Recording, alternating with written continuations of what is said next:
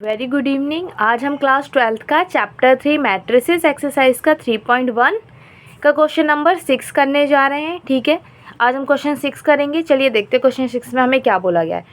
Find the value of X Y and Z. हमें क्या करना था, हमें वैल्यू फाइंड करनी है किसकी, X Y Z from the following equation. जो हमें इक्वेशन दे रखी है, अब यहाँ पर आपको नॉर्मल वैसी इक्वेशन नहीं दिखेंगे, हम मैट्रिस पर पढ़ रहे हैं, मैट्रिसेस, तो आपको मैट्रिसेस में ही इक्वेशन दिखेंगी।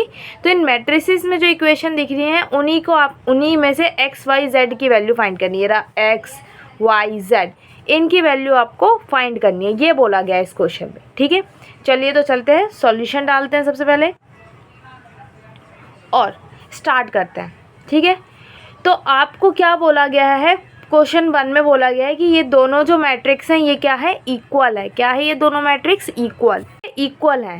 तो देखिए, अब आप कैसे, मतलब क्वेश्चन में नहीं इक्वल लिखा, बट देखिए आपको ये जो क्वेश्चन 1 दिया है, मतलब क्वेश्चन 6 का पार्ट 1 जो दिया है, इसमें ये मैट्रिक्स जो है इक्वल के साइन के इक्वल का साइन और फिर ये वाली मैट्रिक्स है, मतलब ये दोनों आपस में इक्वल है, तभी तो बीच में इक्वल का साइन है। ऐसे ही तो लिखते हैं ना किसी नंबर को। तो ये जो है हमें गिवन क्या है, 4 3 x 5, ये जो मैट्रिक्स है वो इक्वल है कौन से वाले के, y z 1 5 के इक्वल है। तो यही है कि अगर इफ़ मैट्रिक्स आर इक्वल, अगर मैट्रिक्स क्या है, मैट्रिक्स जो है इक्वल है, if matrix are equal, matrix अगर इक्वल है, सो देयर इनके करस्पॉन्डिंग क्या, करस्पॉन्डिंग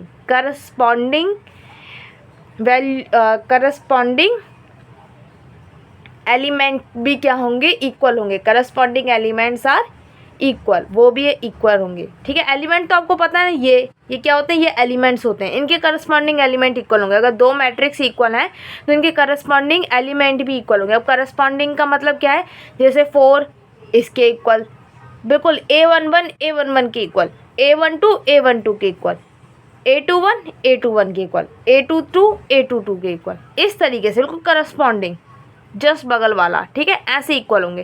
तो हम देख लेते हैं, ये 4 y के जगह, जैसे ये 4 फर्स्ट लिखा तो यहाँ y फर्स्ट है, तो ये दोनों क्या है, आपस में इक्वल, मतलब 4 इज इक्वल टू y, 4 जो है वो y के इक्वल। ठीक है, मतलब y जो है 4 के इक्वल।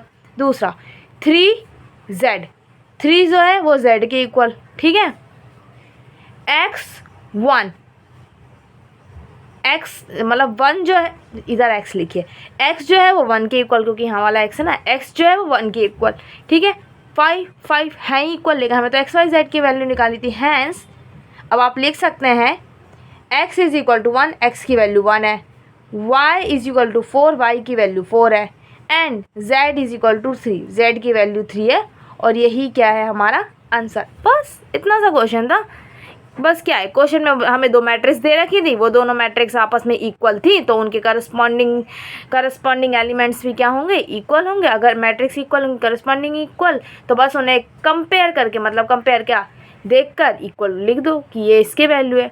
ये तो ईजी सा था। कभी बार ना इक्वेशन बन जाती हैं तो उनको सॉल्व करना पड़ता है। यहाँ कोई इक्वेशन नहीं बनी, यहाँ 1 नंबर थे, 1 एलिमेंट अल्फ़ाबेट्स थे, उसके हमने इक्वल कर दिया, तो कोई इक्वेशन नहीं बनी, इसलिए ईजी सा क्वेश्चन था। इक्वेशन वाले क्वेश्चन आएंगे तब आपको पता चलेगा कि मैम क्या कह रही थी। ठीक है,